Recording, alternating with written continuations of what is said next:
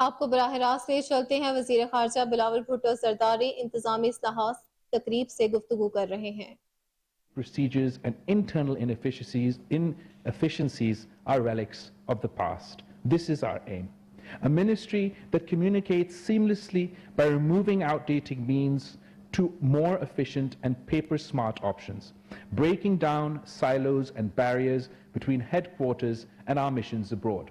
A ministry that is not bound by bureaucratic red tape, but operates with speed, efficiency, and effectiveness. A foreign service that is equipped to deliver on a people-centric, development-focused, and peace-orientated diplomacy. We have achieved remarkable milestones in recent times. For example, Pakistan's early exit from the FATF grey list, our key role in creating the Loss and Damage Fund at COP27 for countries impacted by climate change-related calamities, global recognition of Pakistan's leadership at G77 plus China, as well as our stewardship of the OIC Chair of the Council of Foreign Ministers are some of the key diplomatic achievements. Bilaterally, we have reinvigorated our relationships, broken barriers, and formed new partnerships. To maintain our leadership, we must embrace the future. We must become a knowledge-based economy, fostering innovation and technology leadership. By leveraging technology, we can make our government more accessible, efficient, and responsive to the ever-evolving global dynamics and needs for our society. We will be willing to challenge the status quo. We must be willing to challenge the status quo. We cannot continue with business as usual approach if we are to achieve any breakthroughs in our objectives.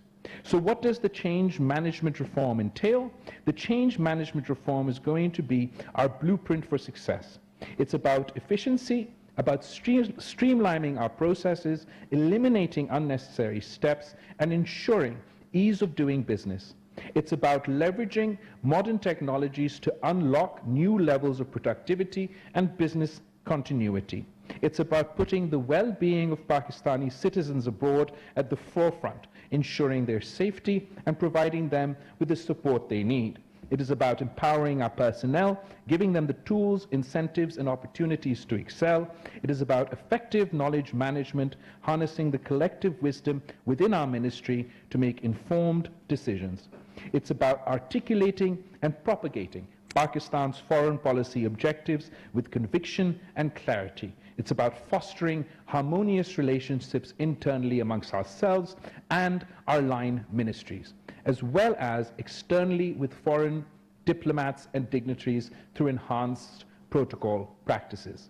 It's about optimizing consular services, providing prompt assistance to our citizens wherever they may be. It's about improving the conditions of services, including harmonizing the salaries and allowances of the Ministry of Foreign Affairs at headquarters and abroad.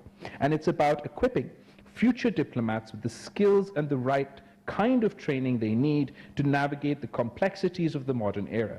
Additionally, we recognize the importance of empowering our workforce. They are the most valuable asset of our ministry. We will invest in their development, providing them with the necessary resources, skills, training, and opportunities to grow both personally and professionally. Our senior officers will be mentors and coaches, guiding their teams and enabling them to unleash their full potential. We believe that by empowering our officers, we will create a workforce that is engaged, motivated, and committed to achieving our organizational and foreign policy goals. Today, as we launch the Change Management Reforms Initiative, we are just launching a plan. We are not just launching a plan, we're launching a movement of reform, a movement towards progress, excellence, accountability. Lastly, I want to emphasize that the management reform is not a one-off event, but an ongoing process. We should continuously evaluate our practices, solicit feedback, and adapt as needed. Change is inevitable, and we must be proactive in embracing it. In conclusion, the reform of our management practices is crucial for MOFA's success in this modern diplomatic landscape. By fostering these reform initiatives, we will position ourselves as a dynamic and forward-looking institution, better able to adapt to maintain a high tradition of service customary associated with us. I thank you, and just before I sign off, I want to run through some of the initiatives that I was briefed in detail today that are on various stages of implementation. We had broken down the areas in which we were conducting our management change management reforms initiative into the following areas: human resources, finance, improvement of headquarters and adult buildings, logistics, communications, and protocol. And in all these areas, I'm happy to report that our team has made significant progress, and I'm very impressed with the pace of the implementation and the pace of progress that we managed to achieve so far, and I'm optimistic about what we will be able to do going into the future. The summary, there's a very detailed summary that I've been briefed on, so I'm going to just very quickly try and run through what I can. In this, for example, under human resources, we've have had a comprehensive review of the Foreign Service Academy curriculum. And what I'm particularly proud of as part of the reform of the curriculum, along with the ongoing sort of the regular training and academic training that one receives to become a diplomat here at the Foreign Office, there's been a component of practical diplomatic skills that has been added and will be weighted as part of the grading mechanism for young diplomats coming forward. And in fact, the next batch of young diplomats that we have will have already gone through this new changes that have been made to our curriculum, with along with sort of theory and the important, obviously continuing important parts of becoming a young diplomat, the practical skills that one requires to conduct the job well are also being taught, including sort of speech writing, brief preparation, public speaking, teamwork, event management, even socialization and networking skills, critical thinking, etc., in order to encourage more well-rounded young diplomats to join us here at the Foreign Ministry. And this training avenue, or this comprehensive review of our FSA curriculum, is already 100% complete. On language training, the trainees reach and specific levels of competency, and the posting of officers to stations where their language skills will be cemented. Again, on this, in this area, we've also have our policy has been approved and is 90% completed. As far as our rotational policy is concerned, the policy envisions a rotation among main geographic regions, A, B, C, and X, Y, and Z stations, as well as bilateral, multilateral assignments. And the exercise is complete insofar as our ministry is concerned. Bridging the cater strength is par with the operational necessities. A summary seeking 44 positions at HQ has been, we're ongoing discussions which is near conclusion with the Prime Minister, and I'm hoping that soon, before our departure, we will have good news on this front as well.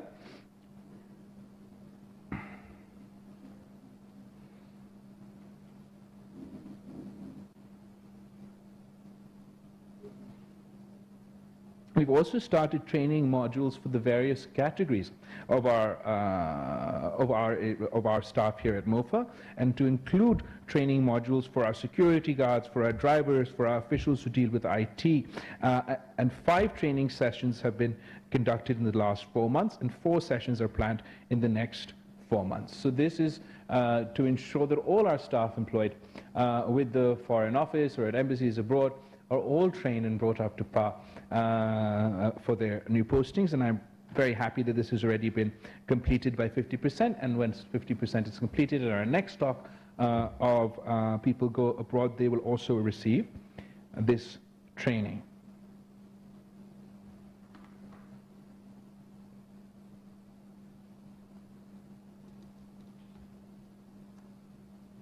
So I'm just going through quite a few. Okay, key Key performance indicators. This is something that we felt was important for our missions abroad, that we have key performance indicators for everyone that has been stationed out there, and we have a relatively quantitative way to judge an ambassador's or a diplomat's performance while they've been abroad. And our key performance indicators have been approved. We've got to say 90% of the work on this is already done, and there's just some fine-tuning that needs to be completed. But this we thought was important, more as a terms of reference as well as a means to gauge the performance of our officers. So there's a set of TORs, our young officers, everybody going abroad will now have a little bit more of a little bit more specific job description, but exactly what we're looking for in their performances, and they'll have a benchmark to not only for us to compare their performance, but compare their performance with their peers, and I think that's important. Digitization is also an area where we've made a lot of progress, and we introduced a human resources management system for more effective human resources and career planning. The system has already been designed, data entry in respect to offices has been completed, hosting facility at the NTC has been arranged, and the issuance of individual officers' IDs and passes are being generated by NITB. In phase 2, staff will be included in the HRMS system. So this is also our digitization initiative, particularly for human resource management, is also something that we've managed to complete, and that we believe is very important. It leads us not only towards a paperless system, but again, it's important for quantitative analysis of people's performance. We've had financial issues consistently at the ministry, and I'm happy to report that we've managed to overcome them. Finance division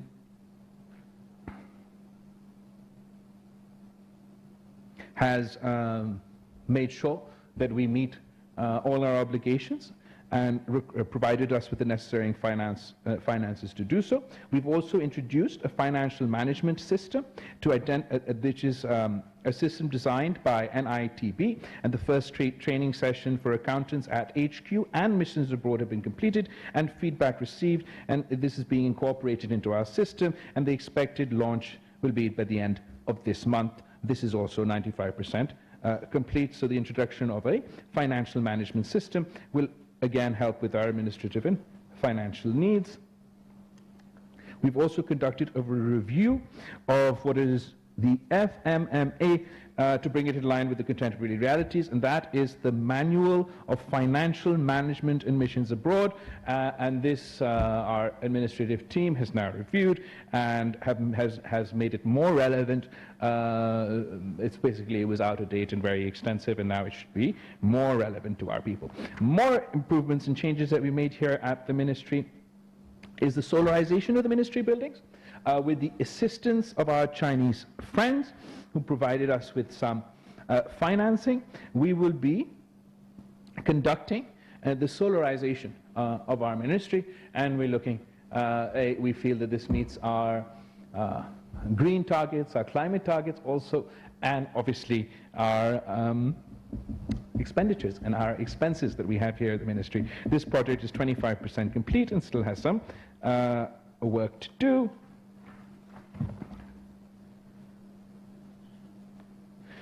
We've also reviewed our communications, internal and external, particularly from a security standpoint to the secure transmission of confidential and restricted messages.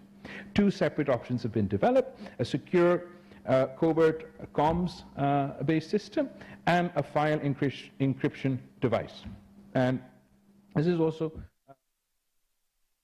وزیر خارجہ بلاول بھٹوزرداری وزارت خارجہ میں اظہار خیال کر رہے تھے. ان کا کہنا تھا کہ کسی بھی گلوبل چینج سے نمٹنے کے لیے ہمہ وقت تیار رہنا ہوگا. وزارت خارجہ کے افسران ملکی مفاد میں اہم کردار ادا کر رہے ہیں. انہوں نے مزید کہا کہ دنیا کے ساتھ اچھے روابط کے لیے اہم فیصلے ضروری ہیں.